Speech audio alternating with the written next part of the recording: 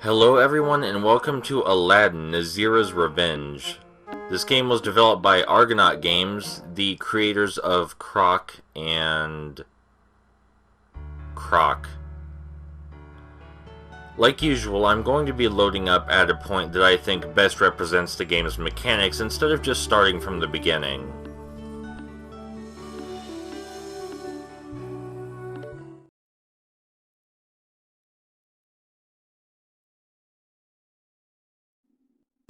The Pyramid Level 1 is just kind of a hub world for other levels. We're just going to go ahead and hop into one of those levels right now. I just wanted to show off that the hub world is a thing because not really a hub world anywhere else in the game. This mummy, we can't hurt him with our sword. And we need these flaming daggers over here. We can sneak over to get them, but only when the statue is not yawning. Even if we are sneaking, we can't grab them until the statue's eyes are closed. We can also only sneak when our sword is put away. It is kind of hard to sneak with your sword sticking out. The mummy is meant to chase you while you're trying to sneak so that it's more difficult, but it's not too hard to get around him. We needed those flaming daggers to light up that very obvious wall with the flaming dagger pictures next to it. We accidentally triggered Gilbert Gottfried, and we put him away very quickly. We don't need him to tell us how to push this block. I don't usually like to complain about a game's controls because it's something kind of weird to complain about. It's not something you can see, so someone could very easily be lying about it. But Aladdin's movements are very jerky and sudden. I've played a lot of PS1 platformers, and I honestly don't find the controls in most of them to be a problem. So we move that block onto that panel for some reason. And if we come up here, we can land on that block below, which shoots a burst of air. You might think we could jump on that block from down here, but it wouldn't give us nearly enough force. We have to be up on that pillar.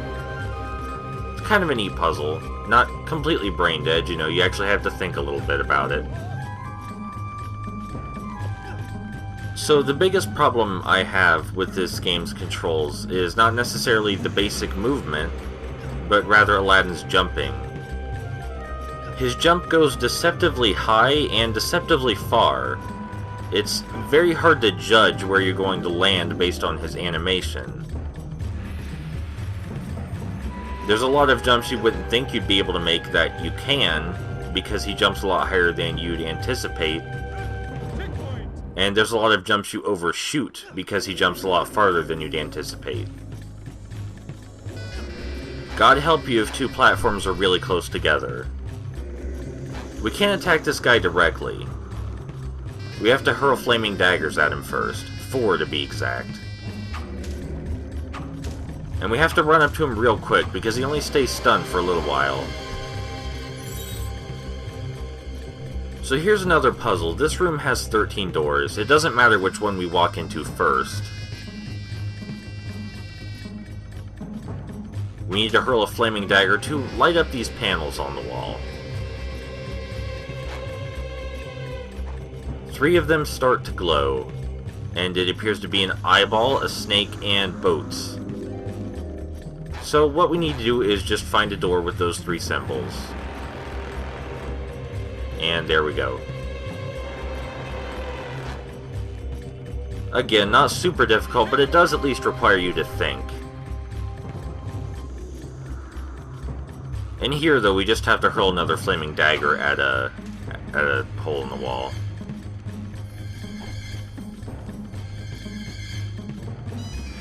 This room is where they keep a book called The Chronicle of the Dead that you need to progress, but I already grabbed it, so it's not there anymore.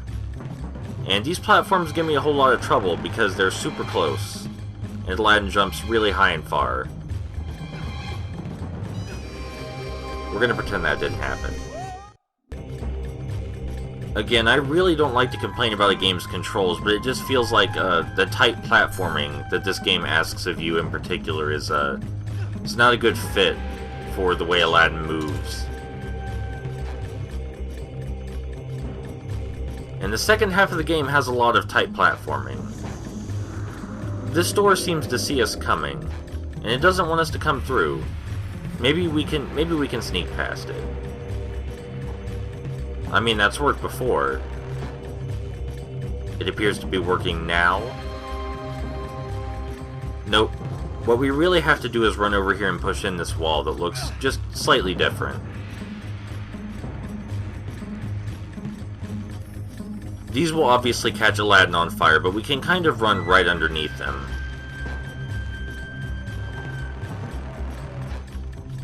Here's a genie token, which will allow us to play a sort of slot machine game to give us extra lives.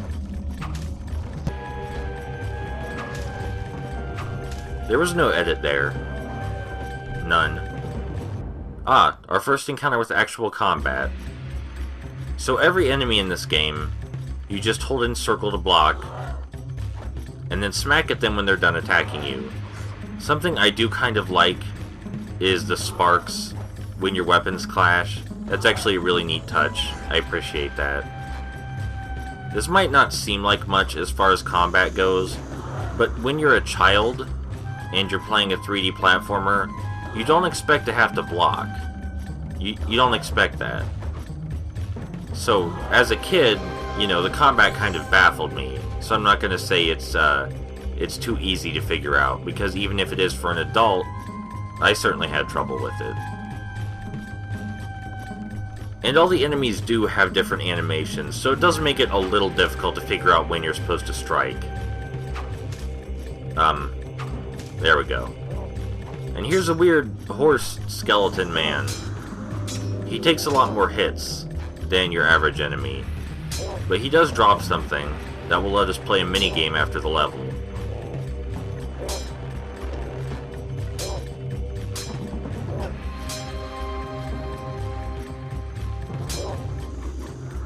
A red genie gem.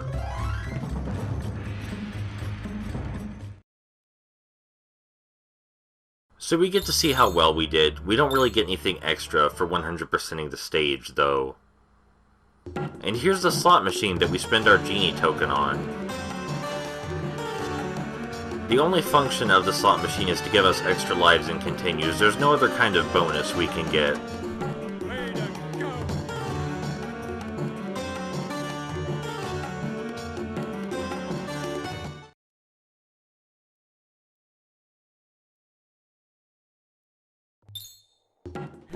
And here's that mini game we get access to with the red genie token. Oh, almost ran right off the edge. So, all of these control really weird, I think.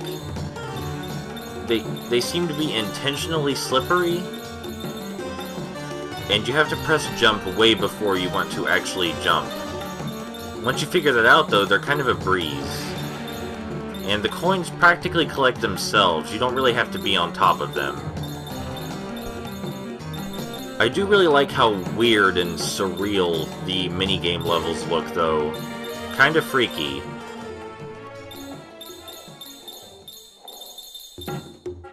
You've won a valuable blue genie gem. Blue genie gems are actually not valuable. Getting all 20 of them just gets you a special congratulations screen.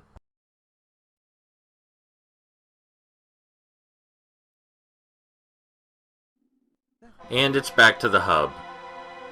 So, this game is weird in that it doesn't really have much game design.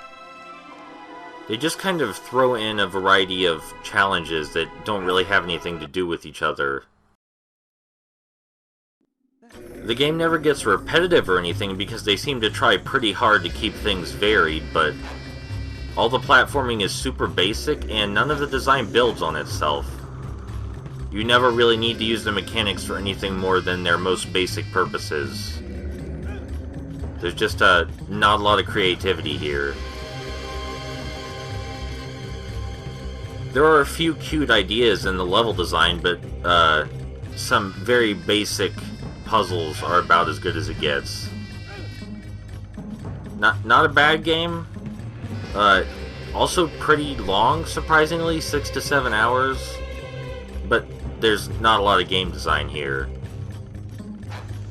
Your mileage may vary intensely, because even though I don't think it's the greatest, they clearly tried to keep things varied. So if that's more important to you than the progression of game mechanics, well, this is probably your kind of thing. Entertaining, not very deep.